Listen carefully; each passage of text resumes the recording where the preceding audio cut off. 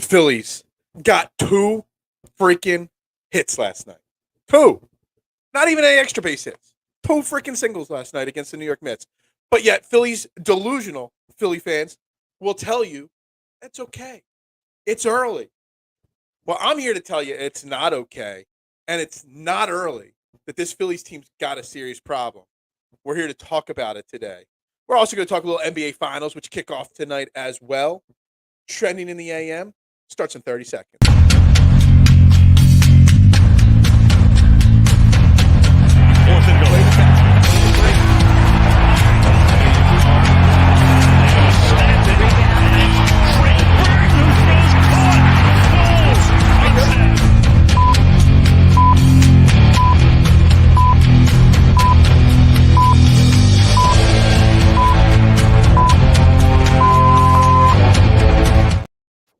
And a very good morning, everybody, and welcome to Trending in the AM, right here on Philadelphia Sports Network. We're live. Facebook, YouTube, Twitter. You know the drill. Like, share, retweet, follow, subscribe, retweet.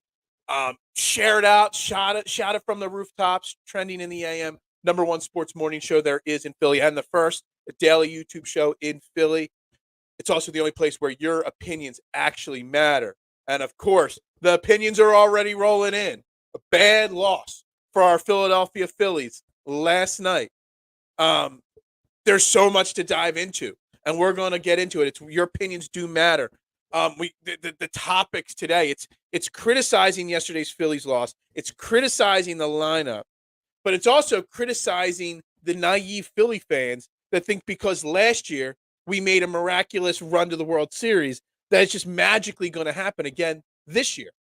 And anytime you make a critical comment on this Phillies team, you're not a fan. You don't understand. It's still early. Well, let me tell you something. Tomorrow is June 1st. We're not going to go on a 15-1 run like last year, most likely, to get us back, into contention. This Phillies team is a dumpster fire, plain and simple. And I've been extremely, extremely critical of Rob Thompson. But I can't even fully blame all these problems on Rob Thompson. There's so much blame to go around. Keep an eye on Harper. There might be a little bit more to his sitting. I actually hope, I know this sounds pathetic, Mark, I hope there is something else to the Harper. Bryce Harper, for those that don't know, was benched yesterday. Well, not benched, given a day off. I mean, you just had a day off. And we were told that it was a scheduled day off. I read a report, I don't know if it was Matt Gelb or Todd Zalecki, saying that Rob Thompson said that they gave him the option of sitting Sunday and having the Monday day off, or having the Monday day off and sitting Tuesday. He chose Tuesday. I hope there's something wrong with Bryce Harper, because otherwise it's ridiculous. No need for a guy that's played 3 weeks that only DHs to get a day off when you're starting a crucial series against the New York Mets, your division rival, who you got to chase down. It's pathetic. For a team built on hitting, they don't hit. I mean, just think about this. The Philadelphia Phillies got 2 hits last night. 2 singles. They did not get a single runner to second base for the first time in almost 7 years. July 2016, the last time the Phillies played in a game and didn't have a single runner reach second base. They had 1 walk. I think that was in the 7th or 8th inning. And 2 singles. 1 in the 9th inning. I mean, it's atrocious. Bryce Harper needs a day off. But yet Kyle Schwarber, who was another 0 for last night, his average is down to 166. He's struggling beyond belief, and you give Harper the day off. It's great. Let Schwarber DH. That's fine. That's where he should be anyway. But you're not going to. You're going to promote Kyle Schwarber to the 4-hole. The guy needs to be demoted, dropped down. Not bumped up the lineup. Bumping him from a critical 5-hole to the most critical 4-hole isn't going to bust him out of his slump. Like, I don't understand where the management of this team is coming. Zach Eflin had one of the hits too. I mean, it's insane. Zach Eflin's actually pitching really well, supposedly, for Tampa right now. tomorrow's June 1st. Does Kyle all of a sudden hit? I mean, sure, he might go get hot. That's his reputation the last 2 years. He gets hot in June. But how hot does Kyle Schwarber have to get to make up for his 166 batting average? Like, I don't care. There's so many over-analytical people out there. Well, he draws an average of 1 walk a game or just over 1 walk a game. I don't care. If he's in the cleanup spot, if he's in the 5-hole, the 3-hole, if he's in a run-producing position, I don't give a rat's ass how many walks Kyle Schwarber draws. I put out a tweet yesterday, Mark. I don't know if you saw it. Like, if Schwarber had to be benched, or Harper had to be benched for a game, and those 9 guys had to be the 9 guys you started, I would have put Kyle Schwarber in the 8 or 9 hole. At least if he's drawing walks, he's turning it over for the top of the order that at least has some semblance of driving in runs. But your 4, 5, 6 hitter, their job is not to draw walks and strike out. Their job is to drive in runs. And yeah, everybody gets lucky and gets behind a ball. And 13 home runs, yeah, that's nice. Only 27 RBIs with 13 home runs. That tells you what he's doing. Most of his home runs are solo shots. Like, it boggles my mind. Exactly. Kyle should be back. Like, honestly, with the way the lineup was last night, would it have been awful if he was in the 9 hole? No pressure on him to driving runs in the 9 hole. All he's got to do is draw a walk or hit a home run in the 9 hole. Like, it sounds pathetic, but Kyle Schwarber, it's terrible. And to just assume because twice in his 8-9 year career he's had a huge June. Like, that's a lot of now, like, because he's struggling so bad right now. So bad that he has to have a huge June. So that's just going to put even more pressure on him to press even harder, to push it even harder. So expecting him to hit 12, 15, 18 home runs in June, it's pushing it. Now, yeah, he might get hot. And he is the type of streaky hitter where he will get hot for a stretch, no matter when in the season it is. There will be a 3-week stretch, a 2.5-week stretch, where everyone will say, see, I told you Kyle Schwarber's a great hitter. Oh, look at all these home runs he's hit. He will get that hot. But then after that, because if you take out June last year, was he even a replacement level player? Like, he wasn't that great last year outside of June. And that's the thing I keep saying about Rob Thompson. Outside that 15-1 stretch to start his coaching career for the Phillies as the interim last year. Outside of that, he was a .500 coach. Like, everybody thinks because that June, that spark of firing Joe Girardi, turned this season around last year. But if you take those 2.5, 3 weeks out, right after the firing of Joe Girardi, because that coincided with Kyle Schwarber getting hot, that coincided with the team winning a boatload of games in a row, all that coincided together. But you take that out of the equation, they were a bad team last year. And this team's no different this year than last year's team outside of that 3-week run. Now, that 3-week run is why we got to the playoffs, why we got to the World Series, because we backdoored in and then we got hot in the playoffs again. So the question I ask everybody as we talk about this Phillies game, as we get into wasting Ranger Suarez's first good outing of the season, somebody's got to fall on the sword. We've already heard Dave Dombrowski say Rob Thompson is not being fired. The only hope we can have is that maybe Rob Thompson realizes how bad it is and steps down. But somebody's got to fall on the sword. We've got this hitting coach, Kevin Long. And the hitting coach is always the first person to be blamed when shit hits the fan with a baseball team. I know that. And it's not always the hitting coach's fault. It's not. But Kevin Long is this amazing hitting coach. And just look what he's doing. Look at Trey Turner. Trey Turner's having the worst start of his career. Kyle Schwarber still can't hit a baseball. Bryce and Stott kind of leveling up. Alec Boehm, Brandon Marsh, they had hot starts this season. They've leveled up. This team got 2 hit last night. If I'm Dave Dombrowski, something's got to spark this team. I'm marching down there after the game last night or back into the locker room this afternoon. I'm like, Kevin Long, pack your bags. Get out of here. Because somebody's got to bite the bullet for how bad this team is. Somebody's got to be the bad guy that maybe sparks this team, that turns things around. I'm not saying it's all Kevin Long's fault, Hitting coaches are probably one of the most overrated positions, maybe to an extent. A lot of guys, once they get to the pros, there's not really much tweaking or coaching you could do to these guys. But let's be realistic. Kevin Long, this great hitting coach, is coming up extremely small with this Phillies organization right now, and it's not his first year. Like this has been a recurring theme with him. He was a Joe Girardi.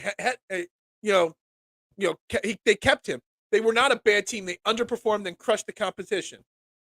Okay, so underperforming normally means it's a bad team. I hate to say it. When you underperform, that means that you smell your own shit. You think you're better than everybody else. So it doesn't mean you're a bad player. It just means you're a bad team. Because you think of yourself and your individual goals and stats more than the team. I mean, you look at last night's lineup. Let's just look at last night's lineup. Bryson Stott, 0 for 4. Trey Turner, 0 for 3. Nick Castellanos, 0 for 3. Kyle Schwarber, 0 for 3. JT, 0 for 2 with a walk. Woo! Alec Boehm, 0 for 3. Brandon Marsh, 0 for 3. Cody Clemens is one of the most consistent hitters on our team right now. He went 1 for 3. Dalton Guthrie, 0 for 2. And Josh Harrison pinch hitting in the 9th against David Robertson instead of Bryce Harper. And that does go to Mark's comment that maybe there's something bigger going on with Bryce Harper. Because you get the 9th inning, you need a hit. You've had 1 hit all game. And Dalton Guthrie, you want him benched against David Robertson, so you bring in the veteran Josh Harrison instead of Bryce Harper. It does kind of concern me a little bit.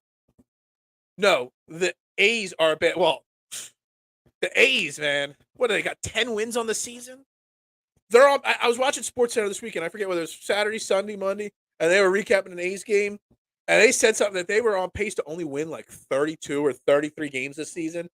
That's a bad team for sure, but that's worse than a bad team. That's a team that knows they're bad, that wants to be bad, that doesn't care about being bad. Like they're trying to get themselves out of Oakland. I think aren't the A's trying to move to Vegas? Yeah, they're trying. They're basically running the storyline of Major League, the movie, in Oakland right now to try to force them their way out of Oakland. Like that is legitly what they are trying to do right now. That's, dude, if I was an Oakland Athletics fan, let me tell you something. I'd be on this show every single day calling for ownership's head. Like, it's got to suck so much to be a fan of a team, even remotely fan of a team, and see that going on. I mean, it's an embarrassment. Like, what the A's are doing right now is probably a bigger embarrassment than the process with the Sixers. See how everything goes back to the process and everything goes back to the Sixers eventually at some point, which I do have Sixers notes for talk. Maybe we'll save them for tomorrow. I don't know if I'll be able to talk negative Phillies 2 days in a row. So maybe we'll save the Phillies Sixers conversation for tomorrow. But man, Josh Harrison pinch hit it in the 9th inning instead of Bryce Harper. Like, I didn't listen to any of the post-game interviews. I don't know if Rob Thompson said why he chose Harrison over Harper. He just wanted to give him 2 days off. Let me tell you something. I'm going to be on the edge of my seat today, waiting to see what the Phillies lineup looks like. Because if Bryce Harper's not in it today, let me tell you something. Rob Thompson's going to have some questions to answer, because then that's going to point to the whole, well, maybe, there's something else going on there. And Rob Thompson clearly said, no, it was just a scheduled day off. Which I just don't understand a DH needing a scheduled day off. I know he just came back in record time from Tommy John surgery. Let me tell you something. If something's wrong with him and he's hurt and he's and he's not, and he came back too soon, so to say, we're gonna have some serious conversations about the Phillies rushing him back. We are, because I said it before that July 1st was the date I wanted him to be back. And they rushed him back because this team was underperforming so well. I mean, there's a reason why it was a record turnaround from Tommy John surgery. There's a reason why they're pushing him to throw already, to make him a first baseman so that they can make, Kyle Schwarber a DH. There's a reason for all that. And if he's tweaked that arm and he has to miss significant time again, or God forbid have surgery again, there's going to have to be a lot of heads that roll. Not just Rob Thompson. It's Dave Dombrowski. It's John. Everybody is going to have their head rolled. Like, I just don't get it. You go up against, and this goes back to Kevin Long. You're going up against the Mets last night. And yes, Senga, the new sensation that they got the Mets, he's a really good pitcher. I'm not taking anything away from him. But he's a guy that walks a lot of hitters. I mean, this year, he's, let's see here. He's 55 innings in, and he's walked 31 batters. 31 batters in 56 or 55 innings. After that's after last night. He didn't walk anybody last night. He went 7. So we'll say he had 40-some innings, and he had over 30 walks in his career or in his season. So he's walking almost one batter per 9 innings, almost. And yet the Phillies decide to swing at every pitch, to not draw walks, to not, be selective at the plate. I mean, he went 7 innings last night, threw 100 pitches, struck out 9 batters. Like, what kind of plate discipline is Kevin Long teaching? What kind of film study are they doing? What kind of, game plan are they putting together for these hitters? That's like the main job of a hitting coach. Watch you in the batting. I might have seen a little thing. Let's tweak this or that. And it's putting together the game plans for these guys. Let me tell you something. You go to a pitcher that's walking almost a batter per 9 innings, and you don't draw a single walk. They faced one hitter over the minimum last night. One hitter over the minimum. There's 27 outs in a game. 28 batters came to the plate last night. If that is not enough for you to become frustrated with this Phillies team, I don't know what to tell you. This is an abomination. It's pathetic. It's terrible. Like, I don't even know what to say. I mean, last night you actually got Ranger Suarez has been atrocious since he's come back. Probably rushed back just like Bryce Harper. He goes 6 2/3, gives up only 2 runs. One of those runs was, I think, Connor Brogdon actually gave it up. I hate when a run, you leave a guy on base, a reliever comes in, gives up the hit that drives in the run. I mean, that always frustrates me. It does. That the reliever doesn't get credit for that, giving that up. But he gave up 7 base runners, 2 walks, 5 hits, 2 runs. He did give up a home run and a long one at that, and 4 strikeouts. I mean, that's what you want. Like, that's that step in the positive direction that you want for your hitters. Okay, Phil, yesterday it was too early to be critical. Today, see, that's the thing. Like, yesterday I put it out on Twitter and on social media yesterday that why is it so bad and frowned upon to be critical of this Phillies team? Like seriously, are we that blinded and jaded by last year's World Series run that this team could do no wrong? I mean, it frustrates me. And it's not even like every post I make is fire this guy, fire that guy, this guy sucks, that guy sucks. That's not what I do every single day. I'm critical, yes, but I'm honest also. And it's just so frowned upon in the Philly. Like the Sixers. Everybody's critical of the Sixers every day, and it's okay. Everybody's critical of the Eagles every day. They just went to a Super Bowl. And if the Eagles lose one game, oh my God, the world will be falling. But the Phillies get 2 hit last night, have 3 base runners face the middle, and you can't be critical? Like, the responses I get, I don't know baseball. I'm not a real fan. They just want this. They were bad last year. They're going to turn it around again this year. Man, that run last year, and in June when Joe Girardi was fired, and in the playoffs, made people believe that every year you could just turn it on at any moment's notice and you'll be fine. Let me tell you something. Newsflash: you can't. If people are frowning upon being critical, they are soft. Exactly. It's not soft. It's they're being blinded by the light. They're being blinded by the memory of a magical run that so much had to go perfect to happen. I'm telling you, Brandon, I'll be honest with you.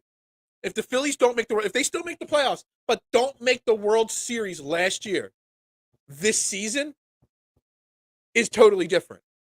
First off, you might have made different changes in the offseason. Maybe Rob Thompson comes back, maybe he doesn't. But if they don't make that World Series run and they're playing exactly the way they are now, a lot more fans are on board with me on the criticized train that's saying this team is not good enough. And you know what? I put out a tweet yesterday. You know, everybody knows I'm not a Rob Thompson guy. I think he's in over his head as a manager. I really, truly believe Rob Thompson is in over his head. There's a reason why he's been a lifetime bench coach. There's a reason.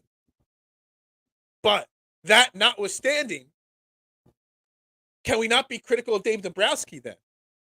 And I got a weird Dave Dombrowski thing I'm going to get into in a second. But let's be critical of Dave Dombrowski. I mean, he goes out and gets the big fish, Trey Turner. That sounds great. But still has an unbalanced lineup with too many streaky hitters. You still got to blame him for spending so much money last year on Kyle Schwarber and Nick Castellanos, streaky hitters that both need to be realistically DHs. You've got two DHs playing the outfield every day. I know Bryce Harper not playing the field hurts there, but really both are DHs, not fielders. And Nick Castellanos, all credit to him, he has worked his ass off to become a good fielder. And he does do a very solid job in the defense. Made another diving catch last night. Saw somebody tweeted out jokingly, Gold Glove winning Nick Castellanos. If you could get a Gold Glove for effort and improvement, he'd get it. He's my Tobias Harris, a guy that doesn't get credit for the work he's put in to become better at one of his deficiencies, which is defense. But then Dave Dombrowski goes out and gets Taijuan Walker and says, we'll be fine with Bailey Falter and Matt Strahm and whatever else. No pitching depth whatsoever. There's a reason why Dylan Covey stunk so bad, was brought here, stunk here, and they still have no starter listed for the next game that in his slot because they don't know what to do with him. Like the lack of pitching depth that has been brought into this organization, and yet you got people on there. You got Mick Abel and Griff McGreary who are ascending in the minors. I know Andrew Painter was expected to be here. He's hurt, whatever. But you got Mick Abel who's been fired for 4 starts in a row, 5 starts. You know what? Sink or swim. If he's your number 2 pitching prospect, or number 2 overall prospect, throw him out there. See what he's got. He can't be any worse than Dylan Covey. What's the worst he's going to do? Get blown up? Well, everyone else can get blown up too. Like, what Dave Dombrowski did to build this team is a serious issue. And something that isn't, like his go-to is getting the big names, trading prospects to get the big names. Spending a lot of money, winning a World Series, or getting to a World Series and out. He got us to a World Series, and he's still here. Casty is not a problem. He's not. I'm not saying he's a problem. Hey, and I bet him to win the MVP this year, 100 to 1. I dropped $5 on him to win the MVP at 100 to 1. And it's not going to happen. He's not been good enough for that, but he's been a lot better than I thought it was a joke of a bet. But man, it's a lot better. My 13-year-old 13 under little league team has better pitching. I mean, I can't argue with that at all. Like, I can't, because it's not bad. I mean, I saw somebody tweet out to me, as a joke, hell, Cody Clemens is a better pitcher than Covey. And I can't argue. I don't have an argument to that. Eventually, the learning curve has to be shortened with the farm. Absolutely. You had such a bad farm system for so long that no young prospects came up. Well, you got young prospects. They may or may not be ready. Well, getting the reps in AAA, or get them in the majors. Just get them in the majors. See, if they're as good as they're supposed to be, 1 or 2 bad outings in the majors isn't going to crush their confidence. Like, 1 bad outing for Dylan Covey, the little sliver of confidence he had left, out the window. But Mick Abel, if he's the second best prospect on this team, behind Andrew Painter, one of the top 100 prospects in all of baseball, you give him 5 starts. And if he gets rocked once, it's not going to crush him. And you got to give him a longer window. And I saw you tweet that out last night, Mark, to one of our favorite baseball analysts out there, who knows everything. That you just sink or swim him, but you also got to give him more than 2 or 3 start window. And I agree with you 100% on that. So here's a little Dave Dombrowski thing that I want to bring up. I haven't really talked about it much. Actually, I don't think I've talked about it at all. And that's the Showtime Ohtani, because I can't say his first name. I just say Showtime. He's going to be a free agent at the end of this year, Ohtani. He's obviously a Cy Young candidate pitcher and an MVP level bat. Did Dave Dombrowski do minimal with the pitching staff this offseason because he's saving that pitching money? Like, he didn't give the Aaron Nola big extension. He gave a little bit to Taijuan Walker, which I got crushed when I said. Now, let me backtrack for a second. I got crushed when I said Taijuan Walker was a bad signing. I think, Mark, you were on this show when I crushed that signing. I think you and Jason were both on the show. Oh, no, this guy's a good pitcher. He's going to be an improvement, blah, blah. I forget who was on the show with me. But I got crushed for saying Taijuan Walker was not a great. And he had a good outing last. But let's be honest, Taijuan Walker is going to be a mid-level pitcher his career. He's not a top-end rotation guy. He's the fourth starter in a playoff series, if need be. And that's as best as you're going to get from him.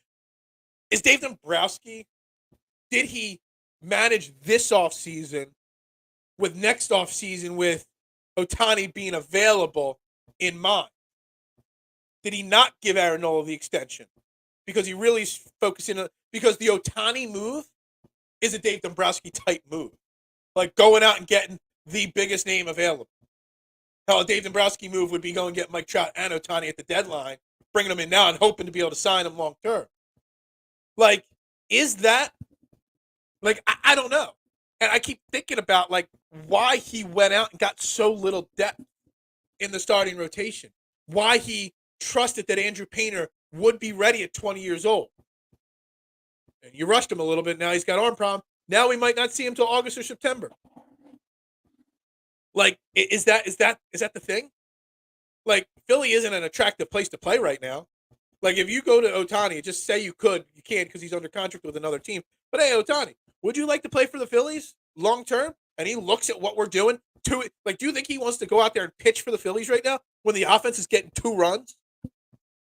Like, what would make this place attractive for a stud pitcher and player like Ohtani to want to play for the Phillies when they're a dreadful offense?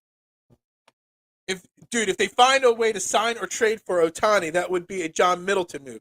You'd also probably have to move Schwarber. But you definitely would have to move Schwarber. You couldn't be able to pay Schwarber, Castellanos, Harper, and Turner's contracts. And then, I mean, let's be honest. What's an Ohtani contract going to look like? You get a lot of 10-year, $350 million deals out there. What would an Ohtani contract look like? He's going to get at least 10 years, which is concerning because he's already had Tommy John surgery, and he's only going to go somewhere where he can pitch and hit. So if a team thinks that that's not what it's going to, they're not going to let him do that, then he writes them off instantly. Like, what is you could trade for him now, but he's a free agent at the end of the year. Like, so if you make that trade for him, you've got to get a long-term commitment. See, and this is exactly where I'm going, Mark. Like, it's seriously going to cost $500 million to sign Ohtani to a long-term deal. Now, he might get more than 10 years. It might be 12 or 13 years, $500 million a year. Like, that is legitly what Ohtani is going to get on the open market. What is up, my man, Eric? We're talking Phillies right now.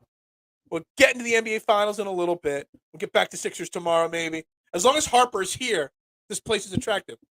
Is it, though? I mean, to an extent, yes. But this, like, again, I know I'm not the only person that sees it. I'm not the only person that sees how I almost used the word mid there, middle of the road this Phillies team was last year outside of a 2-week, 3-week stretch and in the playoffs, and how middle of the road they are this year. Like, eventually that losing starts to spread, and people realize that. Well, apparently, neither do the Phillies know anything about baseball. Like, honestly, like, I've been frustrated as hell, Eric, about the Sixers. And still, like, I thought I was getting over the Sixers loss, and then you see the Heat-Celtics series, and you're like, no, you're not over it. But the Phillies frustrate me even more.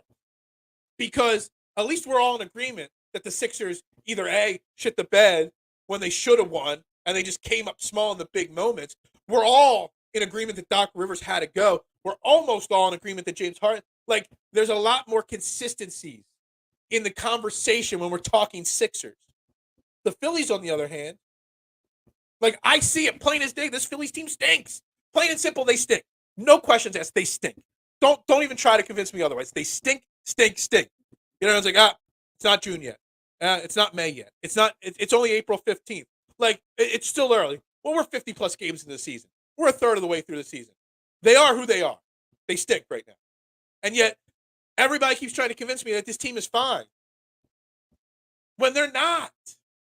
They're just not fine. They're just not. Wheeler, Cassie Schwartz, Walker, JT Turner. Come on, man. These guys come or resign.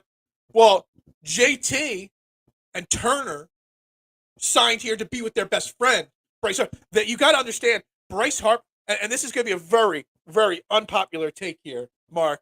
Very unpopular take. I love Bryce Harper. One of my favorite Phillies of the last 30, 40, well, my lifetime. He would definitely rank in the top 5 of favorite Phillies of all time. But can the Phillies organization stop listening to Bryce Harper? Because he brings in JT and Turner, and he brings in his buddies. And that's all. And maybe spending $300 million on Trey Turner will pay off in the end, but it's not yet. Bringing in JT, like I don't even know if I could call JT Realmuto the best catcher in baseball anymore. He throws a great ball to second base. He's hitting okay again. Walker, no one else was offering Walker that kind of money. No one else was offering Schwartz. There's a reason why Castellanos was still a free agent when he was. Zach Wheeler, people questioned his arm. And that's why he didn't get the big, Wheeler, Casty, Schwartz, Walker, they were just because the Phillies overpaid for them. Gave them money that nobody else was willing to give them. Casty's never been a winner anywhere. Wheeler's been sort of a winner elsewhere. I don't know. I'm not saying that all of it's because of Harper, but maybe the team should stop thinking about what does Harper want, and let's keep Harper happy, and what's best to build a winning baseball team in 2023 and in 2024. It's a very unpopular opinion. It is. But back to Ohtani. Is there any merit to the thought process that Dave Dombrowski is running this team and building this team with the future Ohtani situation, lingering? Has he talked with John Middleton and be like, it's going to take $500 million to bring Ohtani here? John Middleton's just going to see dollar signs. Bringing in Ohtani, even if you have to sign him to a $500 million contract, John Middleton is a smart enough businessman to know he'll get his return on his investment, even if we don't win a World Series. Just the merchandise, the ticket sales, the international TV deals. He's such a star overseas, and is he China? I guess he's from China or Japan. I don't even know where he's from. Could be South Korea. I don't know. Just the international TV deals over there, and the eyes that are brought on this team. If you bring him in, John Middleton knows. You sign Ohtani to a $500 million deal, ticket prices go up 3% instantly, no questions asked, and people still pay for it. That's how big. When he pitches, he will sell out every game, no doubt about it. Ohtani will come here and suck just like. Marjan, I ain't gonna doubt. I ain't gonna disagree with you, man. I'm just not. I've been saying this for a while. There's gotta be something in the ivory, in the walls, out in the bullpen. We joke about, the toxic vet turf. Is there something in the bullpen out there? Because every pitcher, you look at last night's game. David Robertson has now had 2 tours with the Phillies and stunk twice. Got injured once. Every pitcher that comes here just seems to stink. And I think it's something to do with the ivory or the ivy out on the wall in the outfield there by the bullpen. Something. Did somebody bury a Braves jersey under the bullpen mound when they were building it? If I'm the Phillies, I'm digging up that whole bullpen. And I'm like, what kind of thing has been buried out here that's bringing all this bad luck around? Because something got to give. It's, Ohtani comes here, signs a 12-year, $500 million deal. He'll be retired in 5 years because so many injuries will pop. Honestly, I don't know. Or he'll stink for 4 or 5 years, get traded out of here, and then become an MVP again. It's insane. I wonder, and I don't have time to look in the middle of the show. I didn't even know I was going to bring up Ohtani's name. I wonder if there's a sports book out there that's got Ohtani's next team odds listed.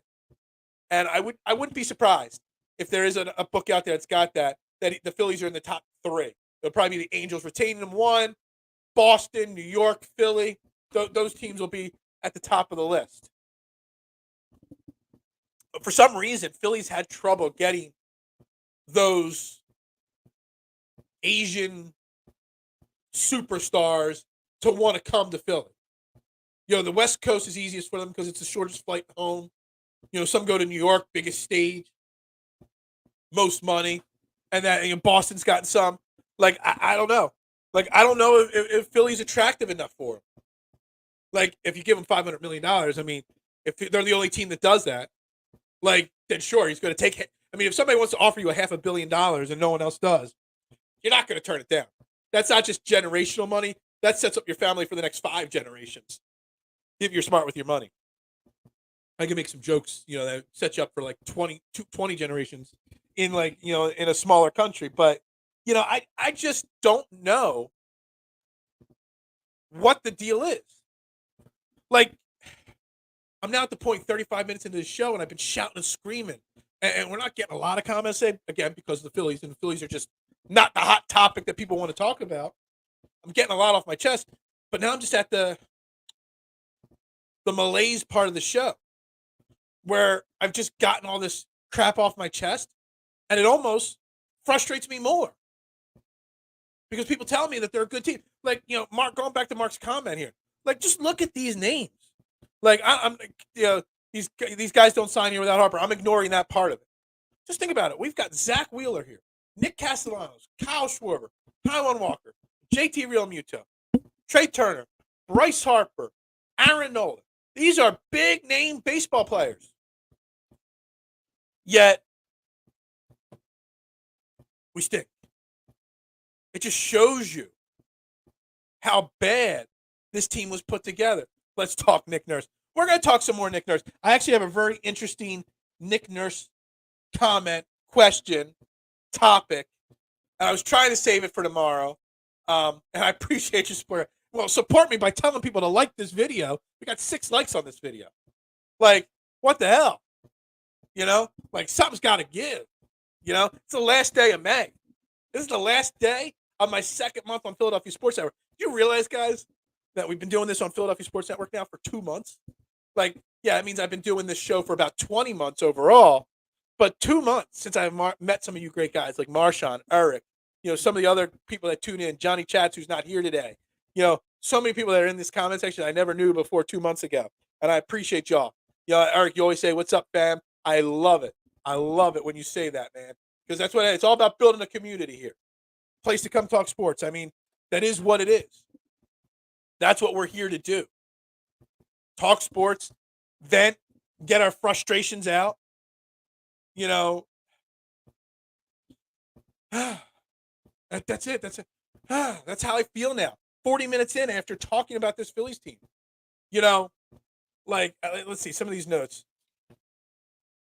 I wrote the notes to talk about today. No Bryce Harper, Kyle Schwarber in the 4 hole, and why is being critical considered soft? They were the notes I wrote down to talk about today, and we've covered it. Like, there's no reason why Kyle Schwarber should be in the 4 hole, and I cannot wait to see today's lineup. Is it another 7:00 game? Like, we normally play at home at 6:40. It was a 7:10 start yesterday in New York. Today's 7:10 as well.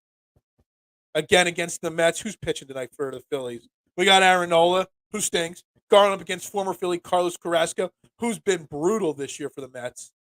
Again, 25 innings. He's walked 12 guys. He's given up 24 hits. He's got a 1.42 whip. Let me guess. Carlos Carrasco is not going to walk a single batter tonight. Carlos Carrasco, the Phillies are going to be too aggressive and not patient with. Aaron Nola, let me tell you something. This Mets lineup, the Mets are not performing up to their level, but they mash still. It's their pitching that's been the problem for them so far this year. And Aaron Nola against the Mets. Do you realize, guys, we've lost like 5. We've only won 5 of our last 20 games against the Mets. Like, that's bad. Actually, somehow tonight, the Phillies are the favorite. Wow, on ESPN.com, they're a -1.5 run line, -120 money line. Wow.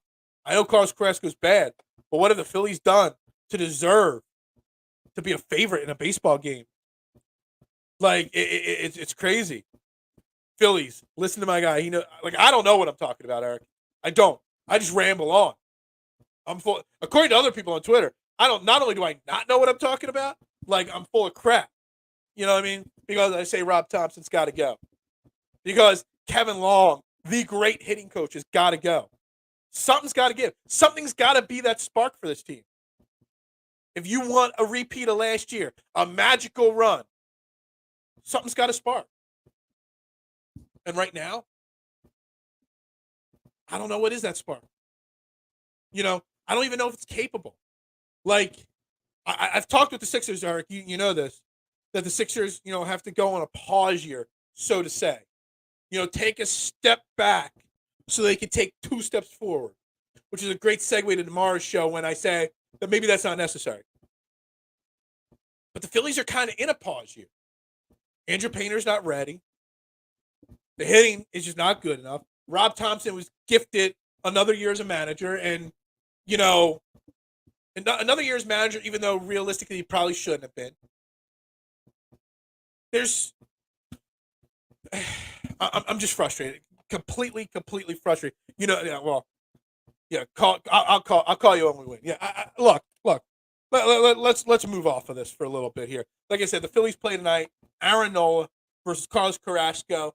I will be patiently waiting at work today, which I got to leave soon for work. I'll be patiently waiting to find out what the lineup is today, to see if Bryce Harper's in it or not. And if Bryce Harper's not in the lineup, then, guys, it's time to panic, because that means they lied to us yesterday about the scheduled day off. So he better be in that lineup for that reason. And if Kyle Schwarber does not get a day off today, I know Carlos Carrasco, a bad right-handed pitcher, which I love Carlos Carrasco. If you guys don't know Carlos Carrasco's story, you should check it out. I mean, this guy was a hot prospect for the Phillies. Came up when the Phillies were a bad team, and he just bombed. Then he got traded to Cleveland. What trade was that? He was traded with Lou Marson, and Lou Marson was a utility. Lou Marson was a catcher and a utility infielder, something Donald, for Cliff Lee, the first Cliff Lee trade. And he took off in Cleveland, became a really good pitcher. I think he might have won a Cy Young. If not, he was in the top 5 of Cy Young voting once or twice, but then got diagnosed with cancer and took almost 2 years off from baseball. Beat cancer, came back, pitched well again, then has moved on to some other teams and stuff like that. The Carlos Carrasco story, the ups and downs of his career and his life, I always root for the guy except for when he's pitching against us. And I just think he's been around literally for 13, 14 years now in his career. So a lot of positive vibes always when I think of Carlos Carrasco.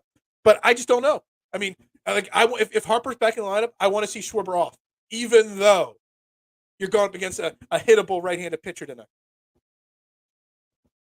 Only step back is bring back step back. I don't even know what that means. Philly's been in a pause year for a while now. Yeah, I mean, they got lucky. Marsha, they got lucky last year, the Phillies. I mean, let's be honest. They got lucky last year. They got in with 2 days left on the second to last game of the season, and then the Padres and the Braves and the Cardinals, all better teams, choked in the playoffs. Honestly, they all choked. And we got some clutch hitting at clutch moments. What is up, my man Johnny? About time you got into the chat. About time. And I think this is a perfect segue since Johnny's here, because he hates the Phillies and he hates talking baseball. And he hates talking Philly sports, period. He wants to hear me talk Buffalo all the time. Or the USFL Stars. We got the NBA Finals starting tonight. Denver Nuggets, Miami Heat. Where are we thinking? Where are we with this NBA Finals? Have you gotten over the Sixers' loss and defeat again enough to enjoy the NBA Finals? I was telling myself I was going to tune out of that Celtics Heat series, but then I kept catching myself tuning back in. I got to go through my notes here. So let's see. The Nuggets are minus 400 to win the series, plus 310 for Miami. Is it tomorrow night that they start? I thought it was tonight that they started. Hold on, let me see here. Oh, it is tomorrow. For some reason, I thought tonight started. So we shouldn't even be talking about the Heat series then, should we? I guess we got to get back to baseball then.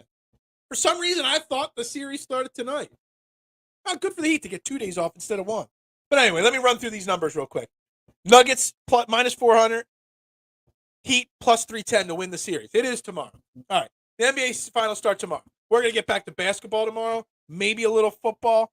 Got a great guest on Friday for football. Reconfirm with him later. Game 1, the Nuggets are 8.5-point favorites. Jokic is minus 360 to win the MVP. Butler plus 330.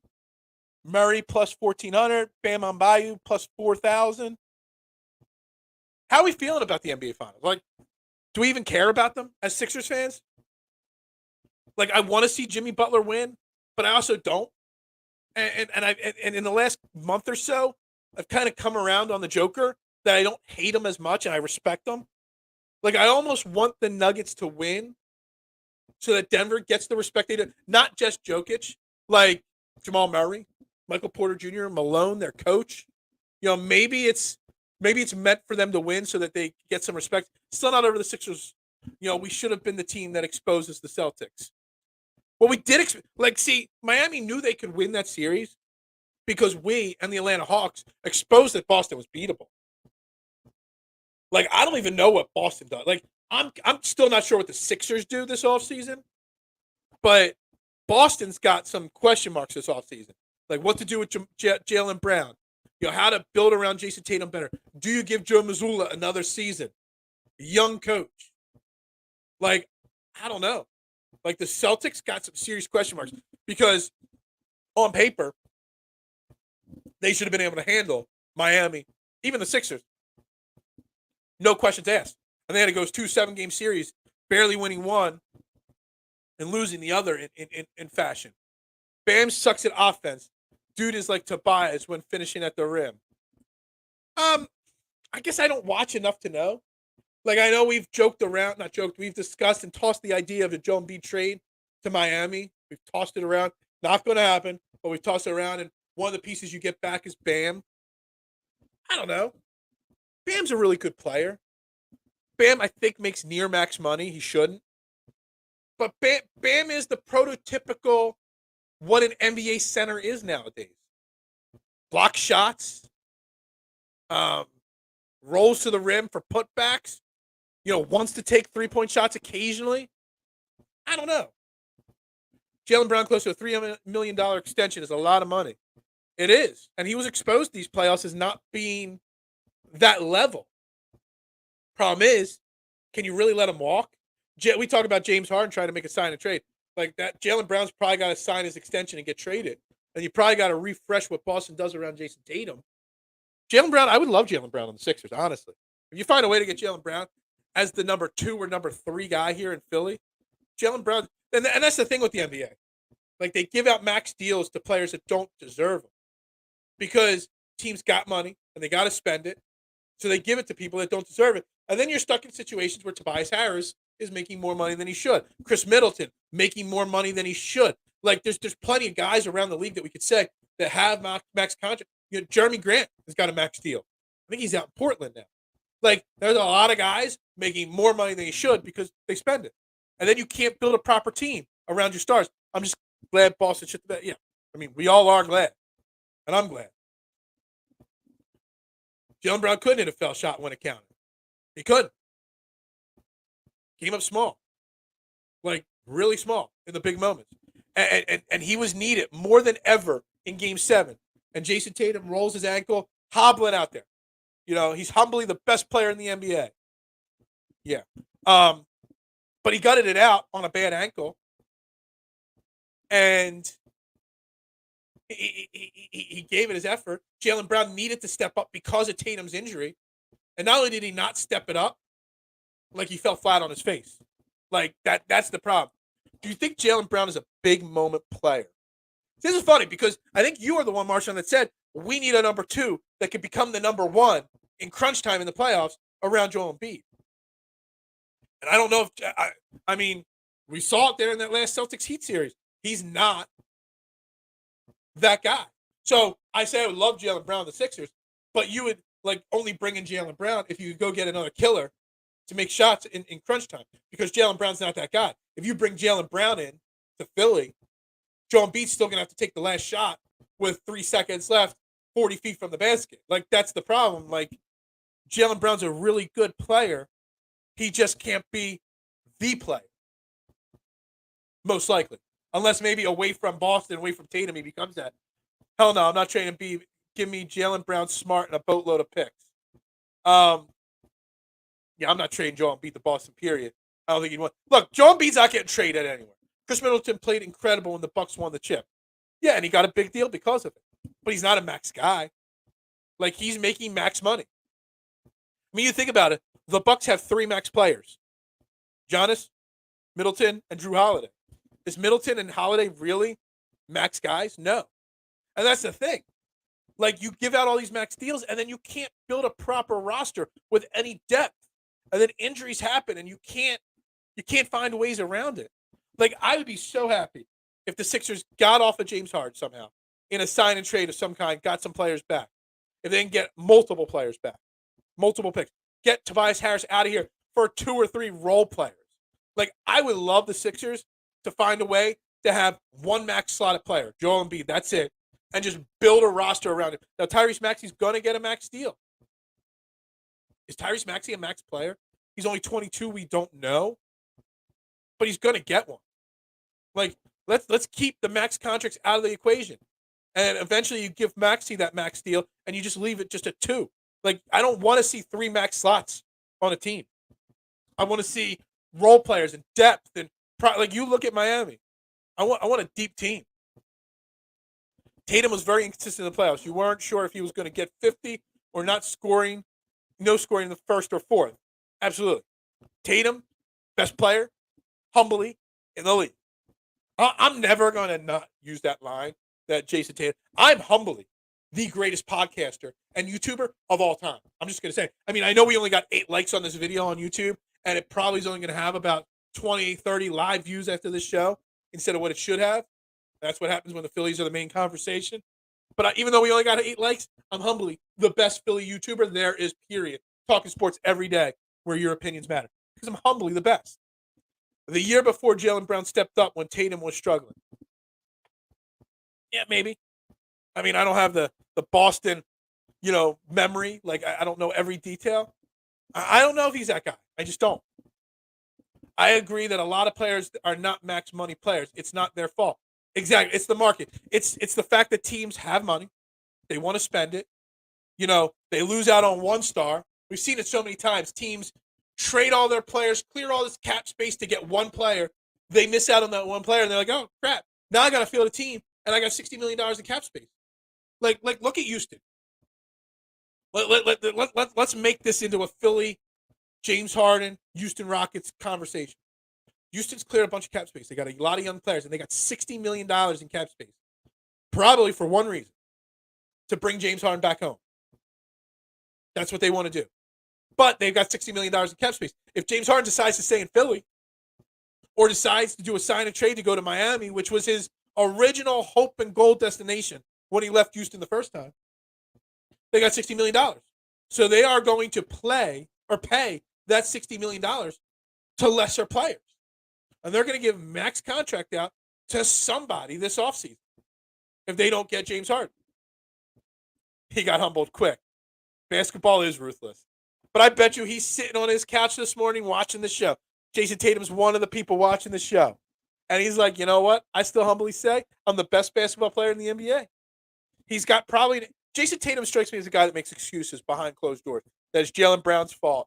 It's my ankle's fault. It's Joe Mazzulla's fault. It's somebody – for some reason, Jason Tatum strikes me as it's your fault, not mine kind of player. Gordon Hayward got paid over $100 million twice. I saw somebody suggest. No, I didn't see it. You know what? My brother suggested on Memorial Day at the barbecue that the Sixers should trade Tobias Harris for Gordon Hayward, and I haven't looked at the contract details yet. I was like, no, like I don't need max contract Gordon Hayward in here. Like I just don't. Like Gordon Hayward's a nice shooter, but man, no. Pound that like button, yeah, Jason Tatum, if you're watching. Absolutely, absolutely. But you just look at these teams in the playoffs right now. The 2 teams in the finals, you got the Heat and the Nuggets. You got role players. You got depth. You got when somebody goes down, like when the Heat lost Tyler Hero, their number 2 scorer on the team, a guy that averaged over 20 points a game. Think what you will about Tyler Hero. He got a max deal. Probably not ready for a max deal, but he got it. But market value said get it. You look at these teams. You got Tyler Hero going down. You got Duncan Robinson stepping up. You got Martin stepping up. You got Struss stepping up. Like if Joel Embiid went down for a significant time in the playoffs, or James Harden went down, like the Sixers had no depth. Like, did we really think that Shake Milton was going to come in and provide the spark that Martin did to Miami? Like, would Furkan Korkmaz come off the bench in the playoffs and knock down 5 or 6 threes a game like Duncan Robinson did? No. I want a balanced team. That's what I want. I don't know how. I don't know what's going to happen. Tyrese Maxey's 100% getting the rookie max. There's no doubt about it.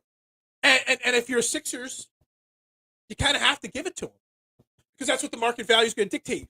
Because that's why I kind of feel like Paul Reed isn't going to be back. Paul Reed's a free agent. Like Paul Reed, a team's not going to give him a max deal, but a team's going to give him a deal that's just way overvaluing him. Like, what did Charles Bassey sign with the Spurs for? I forget. It was like a 3-year, $20 million contract. Charles Bassey had like 3 good G League games and like a half a game with the Sixers that was good. And it was so if Charles Bassey got the deal that he got from the Spurs, Paul Reed's going to get a massive payday over what his value is. But the market value says that we got money to spend. We're going to take a chance on him. I guarantee you Paul Reed gets a 3-year, $22 million deal at minimum from another team this offseason. And the Sixers can't pay him $7 million a year to be a backup center. They just can't. The Turkish bullet misses his mark more than he makes it. Just so you know. See, I don't think they'll play Embiid and Reed together because I don't think Paul Reed's going to be here. And it's not going to be because they don't want him here. It's going to be because they can't afford to match. I mean, he's got that restricted free agent thing, so we can match. We can do an offer sheet and match anything. But are the Sixers really going to pay him $25, $30 million to come back here? Like, I don't think they can. And that's going to be a problem. I think out of all the young guys, him, McDaniels, Melton, who else? Melton's still here. He's got 1 year left. But McDaniels is a free agent. Somebody else is a free agent. One of our other young players. Which one? I forget. Reed's most likely to go because he's going to want minutes and he's going to get paid to get minutes somewhere else. They have to bring Paul Reed back. He fits Nurse player profile. Agreed. But how? How do you bring Paul Reed back when you're over the cap and someone else is going to pay him $8 to $10 million a year over 3 or 4 years? Like I say, 3 years, 22. That's the minimum he signs for. I could see a team giving him 4 years, $60 million, which in today's day and age, $15 million a year. I mean, max contracts are $50 million a year now. 4 years, 60. Think about it. We crushed the Sixers when they gave Andre Iguodala and Elton Brand max deals. You remember how long ago that was? It wasn't that long ago. But max deals that long ago were 4 for 60. 4 for 80. Like max deals used to be like $18, $20 million a year. Now they're, $15, $20 million a year is like a mid-level contract now. Like it's insane. We got to bring Reed back. I agree. I mean, just how? You tell me how we're going to afford Paul Reed. Just tell me. Matisse Thybulle would have fit. He would have. And if Mark's still watching, Mark will tell you. Mark loves his Matisse Thybulle. But Matisse is a free agent this season. Like if we would have kept the Matisse Thybulle and not trade him away for McDaniels, we traded him away because we knew we couldn't sign him for anything. Like Matisse Thybulle, let me tell you something.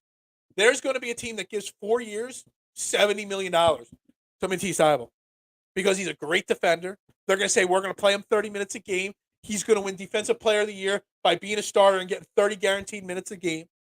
He's going to average 8 points, grab 2 or 3 rebounds, 2 or 3 assists, grab 2 or 3 steals a game, and he's going to win Defensive Player of the Year for us. Well, he did at first, and then he kind of stopped again. But he played great defense. Like, there are going to be teams this offseason that have a lot of money to spend. They're going to pay money to guys that we just can't. Like, we have to find a way to trade Tobias and do a sign and trade to get off of, James Harden just to clear up enough cap space so we can sign a mid-level exception type player. Like at this point, Furkan's going to be starting on this team. The Turkish Bullet, the Turkish MD, is a starter on this team right now. That's how little we have flexibility right now. It's bad. It's really bad.